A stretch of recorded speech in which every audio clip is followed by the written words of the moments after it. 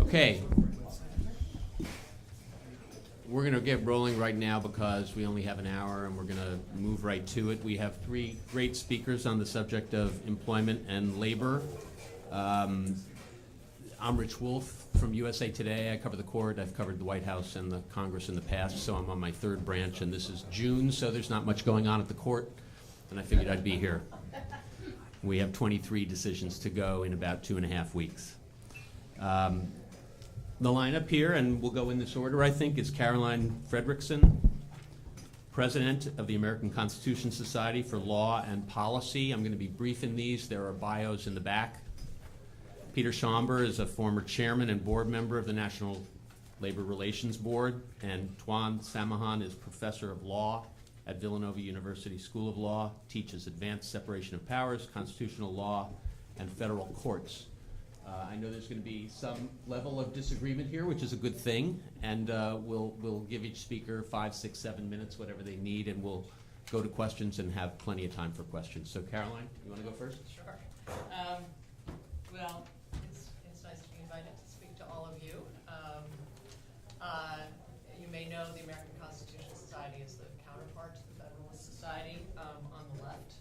And we are always happy to have members of the Federalist Society speak at our events. And indeed, we have our convention starting on Thursday, and we'll have a number of your colleagues who will be joining us there. You know, I'm a little bit of the ringer here in some ways, because this is, I've never sat on the National Labor Relations Board. I did practice labor law a million years ago, once when I first came to Washington, union side labor law. But so I'm going to speak just very generally. You know, I think the Obama administration has been trying very hard to actually make the laws that exist enforceable. And I mean, I think where we are right now is a situation where there seems to me the fundamental problem is that conservatives, Republicans in the Senate particularly, don't support the National Labor Relations Act or the Title VII or many of our environmental protection laws. Rather, though, than trying to directly repeal those laws with which they disagree, they're indirectly trying to do a number of things. You know, the most obvious is defunding agencies, defunding enforcement budgets. But I think the one that we've seen most recently and most in the news is the very, very, well, I would say unprecedented obstruction of executive branch appointees. When you have the congruence of the filibuster, the Supreme Court ruling that the National Labor Relations Board has to function with 3 in order to have a quorum to make its rulings enforceable.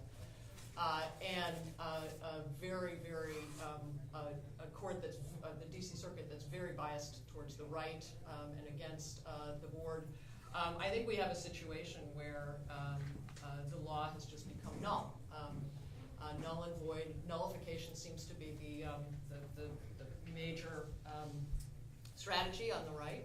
I mean, I think we should just bring this debate out into the open. Let's debate whether or not we should have a National Labor Relations Act. I think that would be a lot more direct. I think it would be a lot fairer to our democracy and the American public that elected Barack Obama. And I think, you know, I think most of us probably think elections count, and that executive branch and agency appointments should be given to the president within reasonable constitutional frame. But that's not where we are. You know, I think I'm happy to have a discussion with my colleagues up here. I imagine quite a number of points where we will disagree. There may be some points where we agree. I certainly hope so. But I think there's a level of frustration now. This is just representative of one area of the law, but where the American public finds our entire government to be dysfunctional. The Senate in particular, which is really one of the places where most of these problems have arisen. And with that, I will turn it over to Peter. I'm delighted to be here. I'm taking Pete Kirsanoff's place. He's a hard shoes to fill, but we thoroughly enjoyed each other's company at the National Labor Relations Board. You know, Wilma Liebman, she was at my house for a Christmas party just before we became a 2-member board back in 2008 and maybe 2009.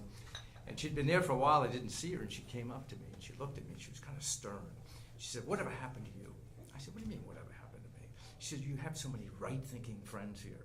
Well, having lived in Washington for many years, we have a lot of Democrat and liberal friends, and she was shocked that I was as conservative as I am. I don't think the issue is that Republicans are opposed to the National Labor Relations Act. I think the issue is whether or not we're following the National Labor Relations Act. The short answer to the question is the Wagner Act was not Congress's last word on the issue. The Wagner Act was passed in response to the abuses of management power. The Taft-Hartley Act was passed in responses to abuses of union power. You recall, under the Wagner Act, workers didn't have a right to refrain. Employers had no right to express their opposition to unionization. There were no union unfair labor practices. Taft-Hartley changed all of that. Archibald Cox said it was a fundamental change in philosophy. The Supreme Court has said that the act is now wholly neutral on the question of unionization. And that's where the rubber hits the road, because this board has not been wholly neutral on the question of unionization. In fact, in all candor, Wilma Liebman publicly said that the board doesn't have to be neutral on the question of unionization. What the board does, and what the Democrat side of the board does, they look at the language in the preamble to the statute, which was retained in Taft-Hartley and was not changed, which says to promote the practice and procedure of collective bargaining. And they use that to trump the specific provisions of Taft-Hartley and specific provisions of the Act. And that is what's been happening. You can look throughout a variety of different board decisions. I don't mean to take advantage of Caroline, and she may or may not be familiar with some of these, but let's look at a few of them. The Obama board stripped workers of their rights to challenge a union recognition based on an unreliable card check. Their reasoning was that although the union lost 25% of the challenges, there weren't a sufficient number of challenges to warrant a delay in collective bargaining. It gave unions the green light to engage in secondary boycotts. Secondary boycotts were outlawed by the Taft-Hartley Act. But what it did is that picketing was always deemed to be inherently coercive. And the Act prescribes conduct that threatens, coerces, or restrains. So they redefined picketing. Picketing's definition had been arrived at by boards controlled by Democrats and Republicans over the years. It was a very broad definition. It was affirmed by the circuit courts. A picket in a snowbank was deemed to be picketing. Well, the board, in a case, the Obama board, decided that you had to have traditional picketing, which meant you had to hold picket signs on a wooden stick, perhaps they would permit steel. You had to walk in an elliptical pattern for that to be inherently coercive. They also required that there wasn't traditional picketing, that the employer would have to prove that its business was threatened or actually interrupted. The Act specifically states that it is only the conduct, not necessarily the result, it's only the conduct and the reason for the conduct that is prescribed. That is, you engage in conduct which is coercive for a secondary object, directly contrary to the Act. It has sought to limit employer speech. It gave partial effect to a New York State neutrality statute, which, although it said it presumed to be preempted by the statute, it said that the employer had engaged in a, quote, sufficient anti-union campaign, so we're not going to set the election aside. There was uncontradicted evidence that the employer limited its anti-union campaign because of the New York statute. You're all familiar with the quickie election rule. I won't spend too much time on that, but that too is directly contrary to the statute. The statute requires an appropriate hearing prior to an election with board review. They kind of sidestepped it. They limited the number of issues that could be brought before a hearing officer, and then they essentially said there would be no board review until after the election. The rule was arbitrary and capricious. Many of these issues, which were normally heard prior to the election, determine whether or not the election should be had at all. Whether a voter is qualified, whether the unit is an appropriate one. One could go on, and I don't want to belabor the point, but for me, probably the most disturbing element of the Obama board has been its imperious disdain for process and for the obligation of a government entity to be open, frank, and honest with regard to what it's doing. For example, in the specialty healthcare decision, it stated that it was based on long-standing board law and circuit court precedent. It's simply not consistent with the facts. It is not. It was a fundamental change in how the board decides what's an appropriate unit.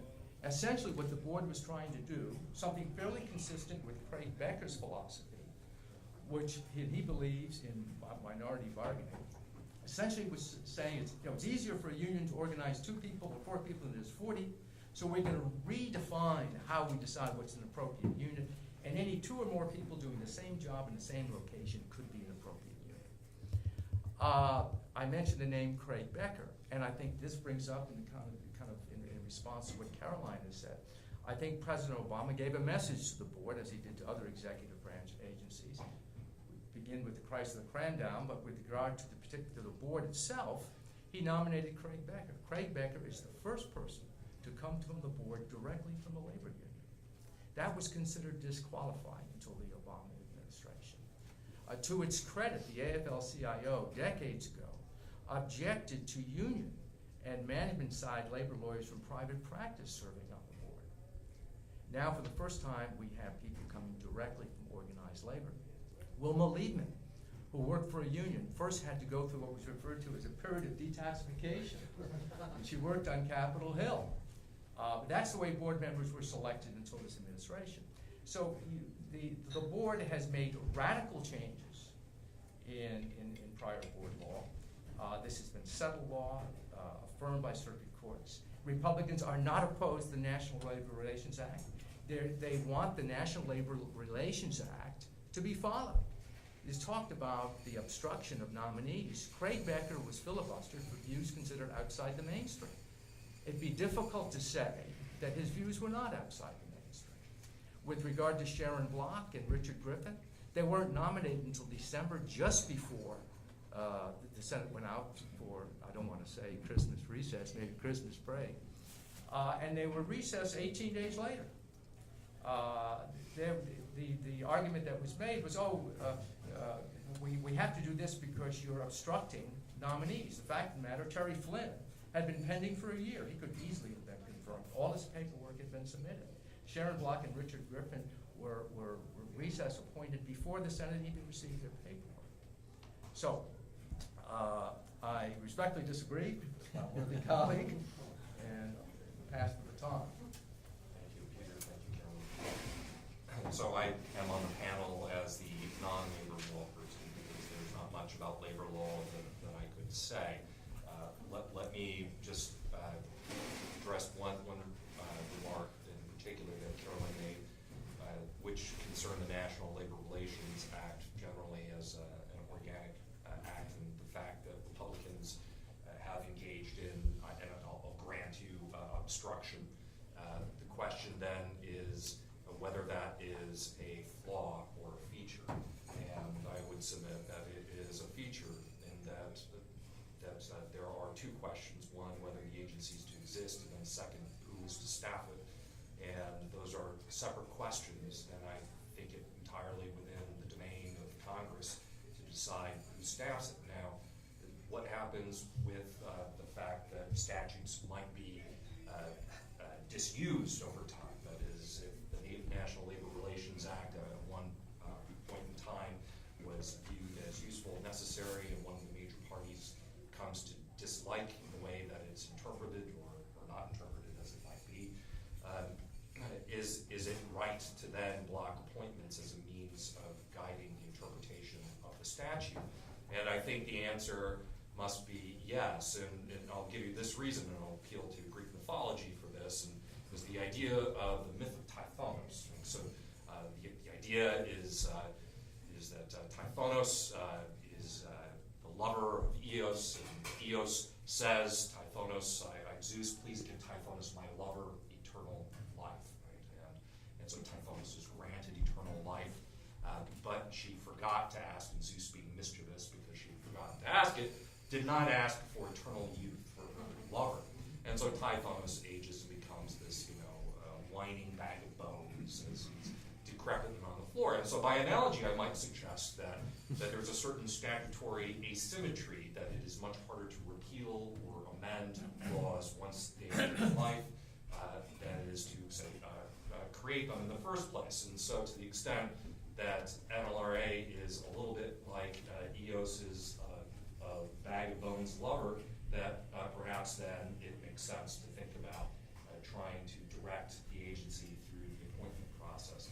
Now, on this question of whether this is a flaw, as Caroline sees it, or a feature, as I might characterize it, I talk about this metaphor of gridlock that is often used. Now, I think we choose metaphors because they are loaded, and this is certainly one that is loaded and that evokes images of the I-395 at rush hour, and that's an unpleasant experience, and no one wants that.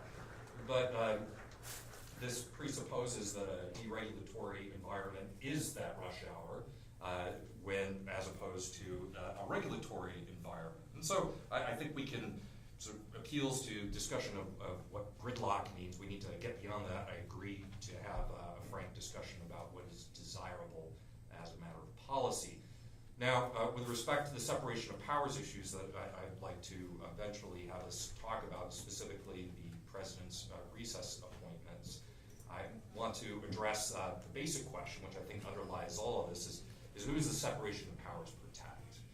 I think it's an interesting claim, often made more especially by functionalists than by formalists, is the claim that the separation of powers protects bargains that are struck by the branches of government, as the functionalist view. So if Congress should deem it over a lengthy period of time that it's willing to allow the president to get its way and make intra-session recess appointments, that ought to be permissible.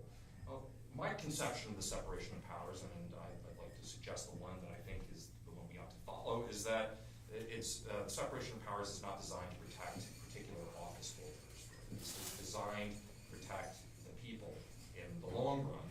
And so the bargains that may be politically struck, that I as a senator may find it inconvenient to have to be around to confirm someone, and so therefore I'm more than happy to nod and wink to the 1920 opinion of Attorney General Doherty and say, sure, yeah, we'll call this a recess. I don't think that's the right approach. And I think to its credit, the SG's office is largely taking the tack, at least its principal arguments, though it does mention the executive acquiescence or legislative acquiescence argument, is actually one about let's look at what the text of the document actually means. And I think that's interesting, especially at a Federalist Society event, because this suggests the influence that originalism now has on the court. Now, it helps, too, that this is a subject where there isn't all sorts of judicial precedent littering the field. But I would say that this is interesting, that the SG's office of the Obama administration is speaking originalism. And I think that's significant. So with that, I'll just stop. Do you, Caroline, do you have any rebuttals here? Because you may be a little bit outnumbered. This is an interesting panel because it's so wide ranging that it's sort of hard to know where to start. Perhaps I'm a functionalist to some extent, but I mean I think using the language of originalism is natural, and you have several of the justices who may well respond to that. There's so much ambiguity in the language here, though, and I think many scholars have pointed out that the recess, a recess, it's really hard to draw a very strong argument about what the framers' intent was based on that. They also say the president and the Congress, but we surely know that there were going to be more than one of them and more than one Congress. So, you know, I think it is something, though, that I think for this audience, you know, it's just worth sort of thinking about, that we have presidents who've made over 500 intra-session appointments. President Bush made 171 recess appointments. And I think they have an interesting quote here from one of our favorite speakers at ACS, Randy Barnett, who in 2003 wrote in the National Journal. And this was, as you may recall, there were some filibusters of federal judges or nominees to the federal courts, including the DC Circuit, Miguel Estrada, Priscilla Owen, and some others. And Randy said, "The recess appointment power is the only threat that could force the Senate Democrats to budge. Our founders created the recess appointment power to assure that the judiciary could continue to function." I think you could put, the executive branch in there. "If circumstances or political factions prevented advice and consent process from functioning effectively. Recess appointments have impeccable historical pedigree, beginning with Washington. Presidents have made more than 300 recess appointments to Article III courts." And he, at that point, was sort of enamored with an idea of having what he called a judicial clerkship program for conservative and libertarian law professors. And he was suggesting that President Bush recess appoint Richard Epstein, Alex Kaczynski, Richard Posner. Some of them made it onto the court. Though I think he'd probably retract Richard Posner now, maybe even Alex Kaczynski. But he also recommended Edith Jones, who obviously also made it, and Robert Bork. Anyway, I say this to, that there's been, that the use of recess appointments, intra-session recess appointments of vacancies that did not arise during a recess has been not only a common practice recently, but stretching back through quite a bit of history. And I think, we have to look at the situation that we're in. And I would just say, obviously, President Bush faced a number of filibusters and used the recess appointment in numerous circumstances. I think we have to think about, in terms of separation of powers, if we understand the language the way that the DC Circuit has understood it in contravention of 3 other circuit courts, we're in a situation where the advice and consent power has given all the power to the Senate. And it has really eviscerated the ability of the president to make appointments. When you have this issue, when you have the filibuster, and you have no recess appointments, more or less, presidents are going to be totally hamstrung. I can't imagine that really is an originalist reading of our Constitution.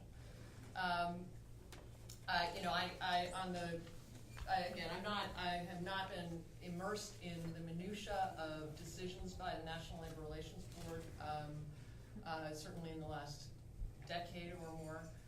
But I would say, I think you could probably find many union side labor lawyer who would point to many violations on the other side during the boards that existed during Republican administrations. I think, though, we have an issue here, which is about whether we want this, whether we should really go ahead and address whether we want the National Labor Relations Act to exist. And I have a quote here from Lindsey Graham in the blocking of the board appointments. Says, "I will continue to block all nominations to the NLRB. The NLRB, as inoperable, could be considered progress." So I think that, that may be a position that is agreed with in this room. But I think then let's go for that. Let's do away with the National Labor Relations Board once and for all.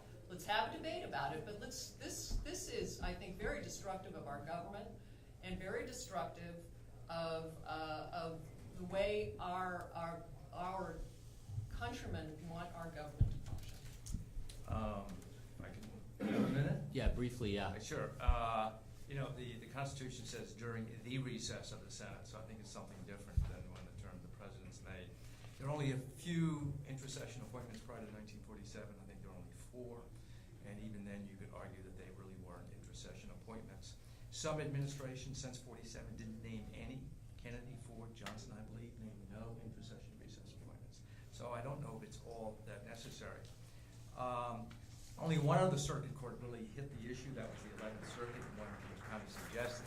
It was kind of bent in favor of a colleague that it was trying to support, who was recess appointed to the 11th Circuit. On Lindsey Graham's comment, I think it was regrettable that you have to put it in context with what the Obama board had done. The disdain for process was startling. Issuing a quick election rule on a vote of 2 members, telling the member who was going to dissent and issue a personal statement later. It changed literally decades and decades of long-standing board law, all of which was to favor unionization and not to be neutral on it. I believe in the National Labor Relations Act. I think the National Labor Relations Act could be amended. Perhaps there do need to be civil market penalties. yet you're gonna have a balanced board before you start imposing penalties. So the question is not the National Labor Relations Act. And again, I think Lindsey Graham's comment was regrettable.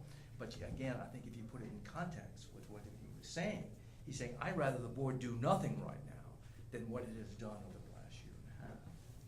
Also, keep in mind, 90% of the board's work, or the agency work, goes forward with or without it. I do have to say, it's a little hard to object to the process violation of only issuing decisions with only 2 members, and then saying it's okay for the Republicans to hold up other people from being appointed. You can't really have it both ways. Either you're gonna have the process because there are gonna be enough members to actually operate under the quorum as decided fairly recently by the Supreme Court.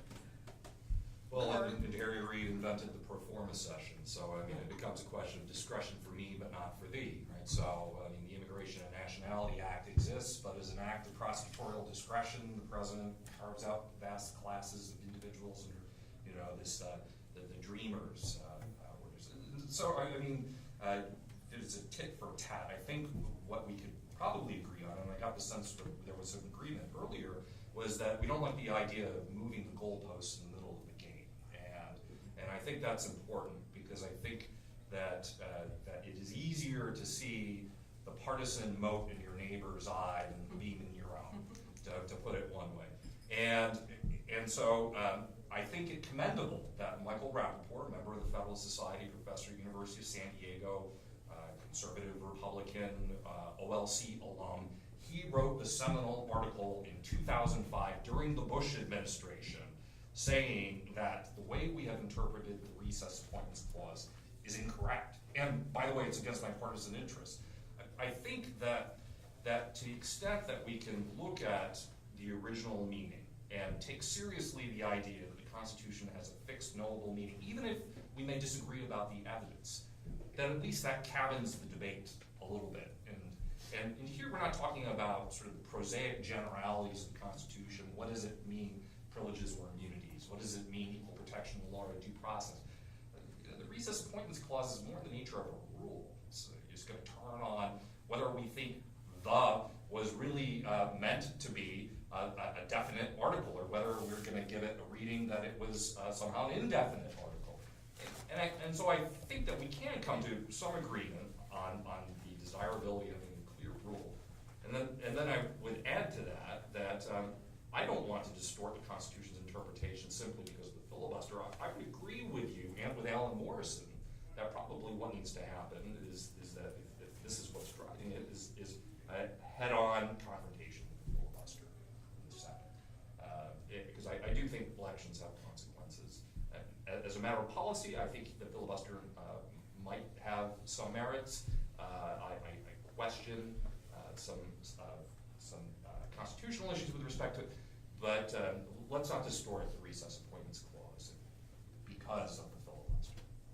If I could ask a first question, and then we'll be ready for questions from anyone here, and including on other topics if you want to bring up the posting regulation by NLRB, the criminal background check by EEOC, and other things like that. We're open to other topics. But since I cover the court, it seems clear that their conference of the 20th on the 20th is going to have the NLRB recess appointments before it. It seems clear that they're going to accept the case, probably announce that on the 24th.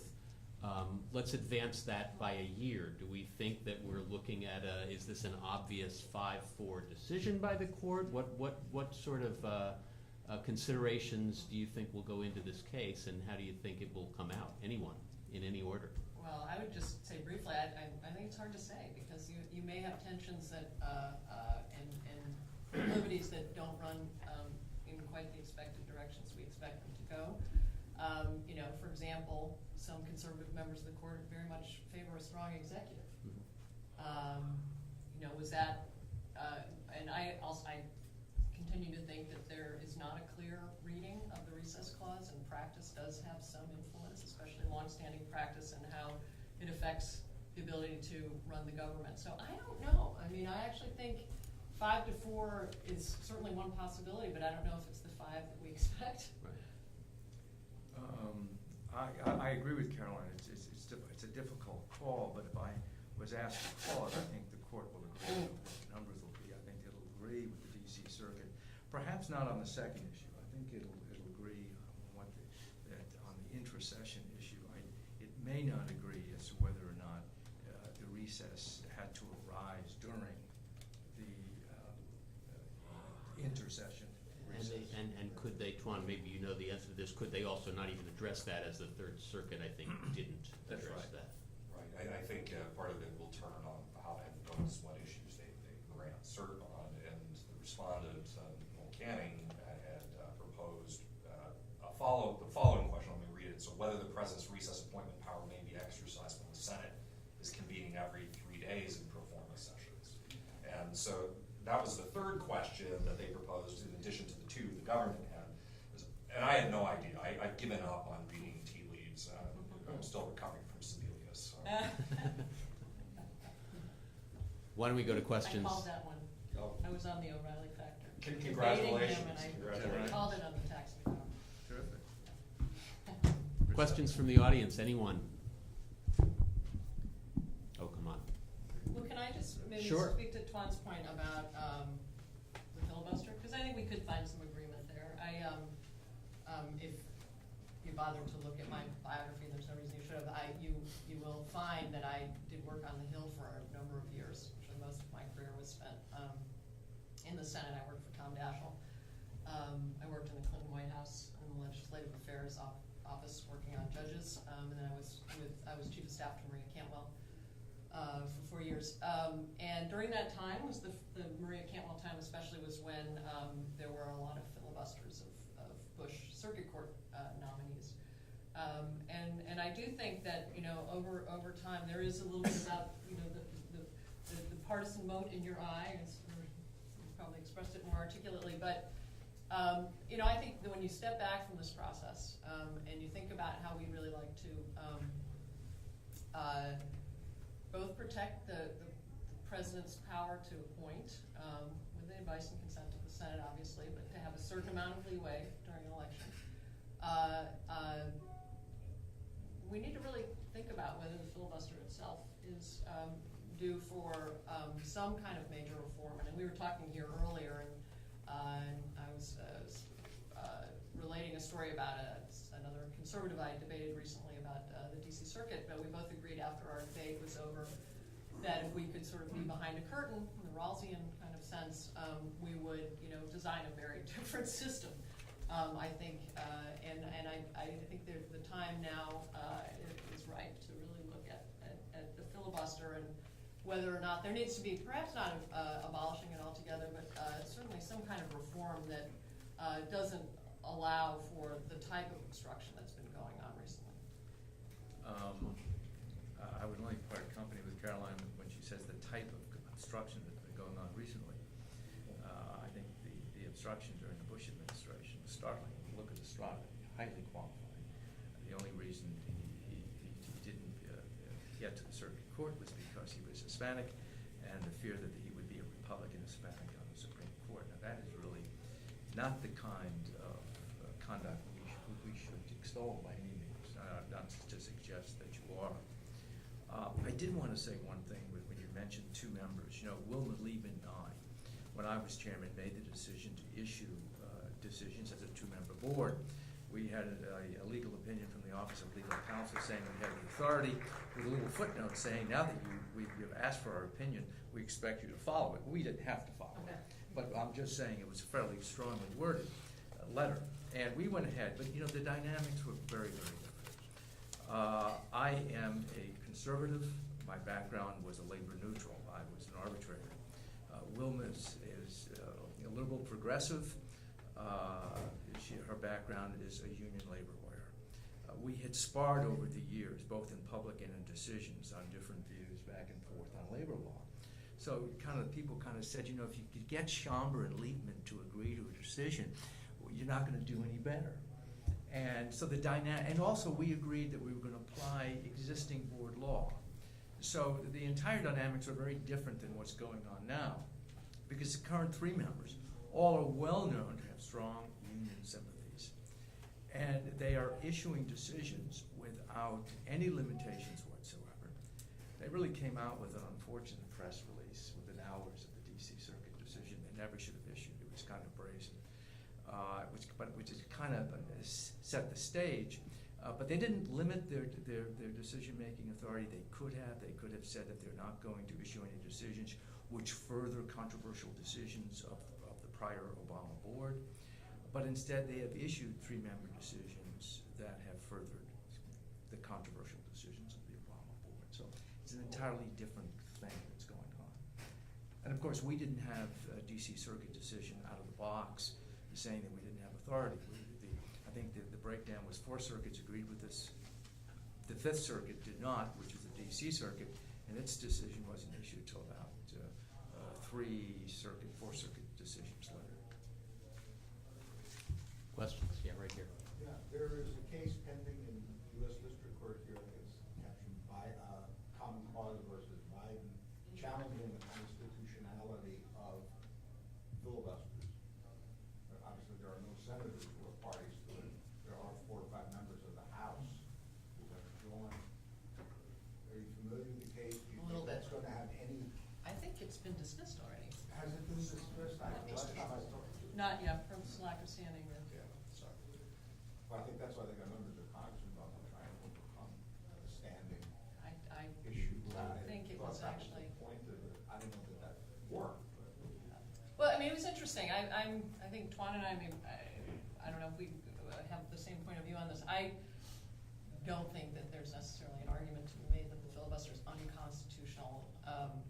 But I think it's certainly not something that serves us well in the way, at the extremes. And I won't deny that there certainly were filibusters during the Bush administration that many thought went too far. But as to whether it's unconstitutional, I think it's a hard argument to make. It's certainly not required that there be a filibuster by the Constitution. Their main argument was that the Constitution explicitly lays out when you have supermajority requirements, and it does not in this case. And so therefore, implicitly, it's unconstitutional. And I think that's a bit of a hard argument to make. Just because something is unconstitutional doesn't mean it's justiciable. And so something could be unconstitutional and non-justiciable, in which case it's the Senate that has to clean up its own mess. And I think that's probably the case with the filibuster law. I was, when I mentioned that I thought there were some difficulties with respect to the filibuster legally, I didn't mean to suggest anyone could go to court and have a remedy on that. I just mean simply that senators take an oath to uphold the Constitution. And I would agree that there is some good evidence in the Constitution, though scholars have disagreed on the characterization that the vice president's power, for example, to cast votes in tied cases, right? This is undermined if you have supermajority rules. At the very least, it recognizes that the default rule is majority rules, except for those explicitly mentioned departures in the document. So, is it useful to talk about it? I mean, I think the filibuster is probably useful because we don't want the houseification of the Senate. I think the Senate ought to play a different function than the House. It ought to be more deliberative. Now that it's directly elected, just like the House, since the Oregon plans became popular in the 17th Amendment, I think we're trying to fight against it just moving in partisan lockstep. I think bicameralism is also a feature and not a flaw. And so I would like for it to be distinctive. But is it too easy to filibuster now? I think it is. I think that, for example, parliamentary tracking with respect to the filibuster lowers the cost for any given senator to filibuster anything. And so I think that you should make someone be strong Thurmond, right, and hold the floor for 24 hours, 10 minutes, or however long it was, and make it a costly endeavor so people do think twice what they're really willing to go to the mat on. And that's one of the reforms that is being discussed, is the talking filibuster, which I actually think would also be very edifying for people to actually understand what the debate was about, rather than having an endless quorum call in the Senate. We may have agreement. We may have agreement on that. Was that not what Rand Paul went through? He did, right, but he didn't have to, right? Right. So I think that was. All right, but if I could just follow up, then you just finished the panel discussion and many others in the city about constant gridlock, nothing gets done. most of that is because of Senate filibusters or the threat of filibusters. If that disappeared, gridlock disappeared, somebody's gotta sit down and vote. You got 51 votes, you win. You can win the next election on the other side, you can overturn their decision. If not, get a new president who will sign it into law. But as long as that exists, whoever's doing it, you are institutionalizing gridlock, and nobody wants to be the first one to say, all right, we're gonna stop. Everybody says, the other side should stop first. So it only gets worse, it will never get better. But is gridlock bad necessarily? I mean, what's wrong with gridlock if the other side is trying to do something which is highly controversial? Doesn't the filibuster more assure some degree of temperance on one side? Well, you got Obamacare, and a lot of people would like to see it repealed. But you may need 60 votes to get it repealed, even though you needed only 51 to get it passed, because that will be filibustered. If everybody's got to play by the same rules, and it takes 51 votes. I personally am willing to live with that. I'm willing to live with that. I oppose it, and I oppose the manner in which Obamacare was passed, which again, was unfortunate. But, you know, if it's, I'm willing to live with Obamacare before we do away with the filibuster. One thing I don't recall, maybe it's my age, but didn't we have a similar debate over doing away with the filibuster, changing it during the Bush administration? Yes. Was it? Yeah, as I mentioned earlier, Okay. the Federalist Society has several papers up still on its website about why judicial nominations, or Okay. filibusters of judicial nominations are unconstitutional. I could produce reams of quotes from Orrin Hatch and John Cornyn and Mitch McConnell, et cetera, talking about Okay. how the filibuster should be done away with. So yes, it's, I mean, Okay. it's the same, it's the other, shoes on the other foot, it's been the same debate. I mean, wouldn't the? That's where the nuclear option I was came up. too Do you busy remember? at the NLRB. No, as the libertarian on the panel, I'll agree with Carolyn on this, right? So Dimple wrote an Okay. important article that was published in the Harvard Journal of Law and Public Policy on the so-called nuclear option. But again, I think Peter's right on this issue about gridlock. To grant that as a term of debate is to grant the idea that it's undesirable because of the negative associations of gridlock. And so gridlock is often the metaphor invoked by those who favor pro-regulatory regime because, well, it's hard to get things done, and getting things done means the legislature is acting, which is typically not to repeal statutes, as you imagine, with Obamacare, but instead to create even more of them. And so if you don't grant the metaphor, then the false part. And I don't grant the metaphor. If you have less gridlock in Congress, do you have less of a reason for the types of decisions we're seeing out of a lot of the agencies, you know, the NLRB, the EEOC? Do you have less reason for executive actions and executive orders out of the White House, and is that good or is that bad? Well, that's a good question. I mean, potentially, yes. I mean, there's certainly presidents have been known to use other powers when they can't get legislation passed. This is a long-standing activity in Washington. But yeah, I think we could hypothesize that might be the case, although I don't know. Presidents like to use their powers, as we know. It's a difficult question to answer. It's a broad one. When it comes to the, I'm sorry, did someone ask a question? It's probably. Yeah, we have a couple more questions going on. Let me go to the back and then I'll come back up here. Way back there. Yep. On the point about the president trying to legislate in different ways, in thinking about this, we had a proposal called the Employee Free Choice Act.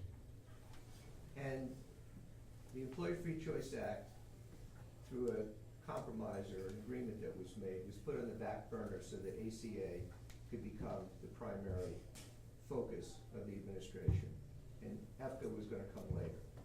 Well, the House flipped, and that was the end of EFCA. And one of the reasons why I think there is so much feelings towards what this board is doing is because many people believe that this board is really trying to legislate, and legislate a good deal of what EFCA attempted to do, coupled with what the Department of Labor is about to do with the persuader regulation. So it's not so much that I have a question, but just an observation, because I think it also relates to the opening discussion that we had.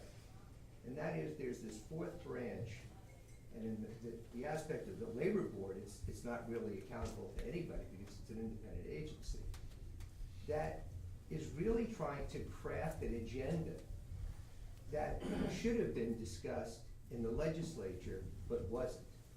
And I would welcome a robust discussion about amending the National Labor Relations Act. For example, I've been on the record saying I think there ought to be 7 board members and, one term and different ways of rotating and things of that nature. But I think that there has been this very, very strong visceral reaction from many people about what this board is doing, because they really see quickie election, specialty healthcare, et cetera, as really legislating in the name of regulating. Well, Michael, I agree with you, but I'm in favor of a neutral board. We're supposed to be a neutral board. How do we get there? I've suggested the board's power should go to the federal judiciary.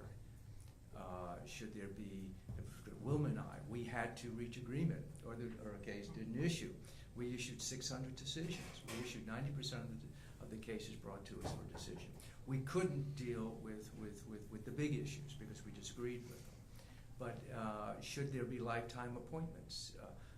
Arlen Specter interviewed Wilma and I, and one of the issues he raised, and she looked at me and looked at him, and she said, "You mean life sentences?" But I mean, I don't know how you deal with it, but I do think we have to have a neutral board, and we don't have a neutral board. Now, people say, "Oh, the Bush administration wasn't a neutral board." There's truth to that, only to the extent that I think a management attorney, as a union side attorney, is limited by their experiences. But there are different pressures on the union side attorney than the management side attorney. There are thousands of employers. It doesn't really matter. You'll get your clients. On the union side, there aren't all that many unions, and the unions do not like it when you issue a decision that they don't like. So there are different pressures, and so, but that would be a good debate. How do you get to a neutral board? How can you amend the act to do it? And a variety of proposals have been made. I think there are many on the left who would also welcome, getting back to a discussion of EFCA. I think many of us think that the National Labor Relations Act is actually way too weak in terms of enabling workers to organize, that employers have such an ability to thwart organizing, to have give their speeches, and unions have very limited opportunity to reach workers themselves. So I think that would be a great discussion. I think it is definitely a statute that's seen as flawed on both sides. Anything that hasn't been modernized when it's 70-some-odd years old sort of speaks for itself. But I think that these are honest discussion points as opposed to these proxy wars that all of this litigation has really going on, and these visceral attacks that management doesn't want a board. Management does want a board. They want a neutral board. And I think people do want a modern National Labor Relations Act. I've read Peter's piece and roll call on actually giving the work of the NLRB to the judiciary, and I think that would be preferable also. It would be an easy answer. I don't see how anyone can argue about having a neutral board. I think organized labor would like to see it. But maybe some on the management side wouldn't like to see it.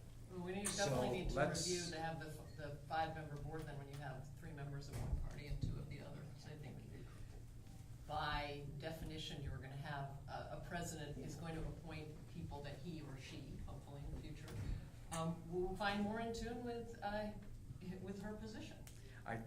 That's absolutely correct. But there was a time when the Congress said it anticipated neutral government employees, and we don't have that now. And there are pressures brought to bear on board members, particularly unions on board members. They may not be they are expressed before the organized labor makes quite clear that it expects Democrats on the board to serve its interests. We only have about 10 minutes, and I see 2 hands in the back. We had one here first, and then I'll get to the 2 back there. Go ahead. I'm Ray Lajeunesse. I'm Vice President, Legal Director for the National Right to Work Legal Defense Foundation. You mentioned the notice posting case. We were one of the plaintiffs in that case in which the D.C. Circuit held that the notice posting rule, which requires all employers to post a notice about the right to unionize, violates the act. Two questions. One, comment if you want on the merits of the case, and secondly, do you have any insight as to whether the board will seek cert in that case? I don't on your latter question. I skimmed through this circuit court decision. It was dense. I mean, I agree with it.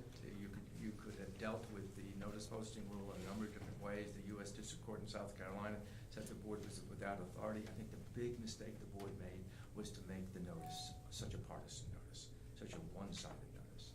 And when you read the comments that were submitted by management asking that, the employee's right to oppose the union, the employee's right not to pay full union dues be made express, and the answers which were given by the board majority, it was really chilling to me when I saw the answers.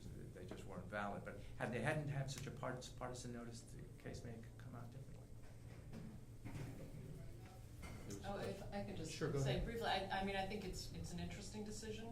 It's problematic, I think, because it raises, based on the sort of broad free speech basis, it raises questions about, and perhaps you would agree with this, should an employer be required to post health and safety notices or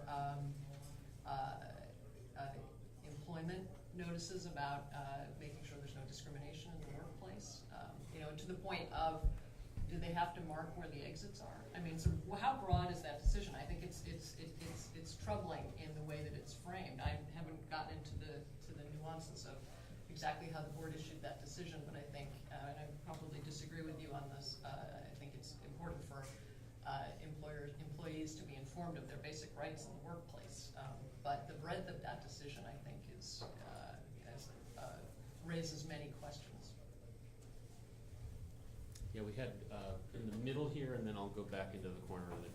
On the idea of turning the board's functions over to the federal courts, well, wouldn't that just be going back to what it was before the Wagner Act? I mean, you had a federal law of labor relations, and the whole reason you had the National Labor Relations Board was the argument that the courts were biased against unions, that they had been developed a law that was unfriendly to unions. And you had the whole point for pro-union people was to get those issues out of the courts and into some body that was, in the original Wagner Act, frankly, pro-union. Well, I think there's a difference with lifetime appointments. I have to go back now prior to the Wagner Act. Believe it or not, I wasn't born at that time. But I think that the dynamics, again, were different. These terms pro-union and pro-management, I really don't like them because there's something behind all of it. It could be, a real constitutional basis for something which is described all of a sudden as pro-management or the like. But I think the federal judiciary, however we get there, it doesn't have to be the federal judiciary. We have to try to assure a neutral board. I don't know how you do it without giving it to an entity which has a reputation for neutrality, even if it isn't always that neutral. Tuan. Good.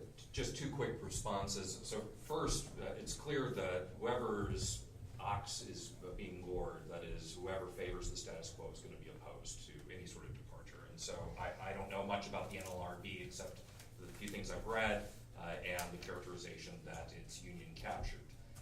And so if that's the case, I don't know, then we could expect unions would not be that happy with Peter's proposal and roll call. The second point, though, would be that whenever you have a repeat player specialty court, the repeat player specialty courts are going to attract the single issue advocates, both because they've got the expertise and the interest and the aligned interests on particular issues. And so to the extent that you can get away from the specialty judiciary, so you just had an Article 3 abortion court, you know what the judges would look like on that court. And if you had an Article 3 labor court, we know that they're going to be staunchly, federal circuit in terms of intellectual property, right? So you could take any of these. So to the extent you give this to a general expertise court, then I think that it's not a question of, will they sometimes be biased? Yes, as the judiciary sometimes been more conservative, sometimes more liberal, yes. But will it be less biased than, say, an entity that is stock full of partisans on either side of the issue? I think Peter's proposal has some merit. Let me go back to the corner here. Yeah, I was wondering whether or not whether we would get a different dynamic with some of these issues if the NLRB decided to make more policy decisions through rulemaking rather than making them as it has historically in the context of individual adjudications. I mean, that would both slow the ability of succeeding NLRBs to reverse prior decisions, give more predictability to both management and unions, and perhaps allow greater discussion of the broader policy consequences of different types of rules. I have no objection to more rulemaking. The problem is that circumstances change, and it is difficult to change a rule. So, you know, there are kind of pluses and minuses to it. Certainly, I think the dynamics will be different. But look at the dynamics with the quickie election rule. I mean, when you look at the manner in which it was proposed, I termed it in almost star chamber fashion. You know, the board didn't deliberate amongst themselves. It couldn't have, because they deliberated amongst themselves. They would have had to comply with the Sunshine Act and notice a public meeting. So you had two members of the board presumably communicating through staff with a third. They didn't communicate with their Republican colleague at all. So there are real problems with rulemaking also. We have probably time for one more if there is one more. Otherwise, let me ask for any wrap-up comments from the panel here. Caroline, did you want to No? jump back in as the It's been a pleasure. liberal on the panel? No, I mean, I think we haven't been touching on any of the red meat points for the last few questions, so I don't really have anything to react to except just say it's been enjoyable, and thank you all for And having me. invite everybody to the ACS. Everybody should come to the ACS conference where we have more interesting discussions like this one. Well, thank you very much for attending.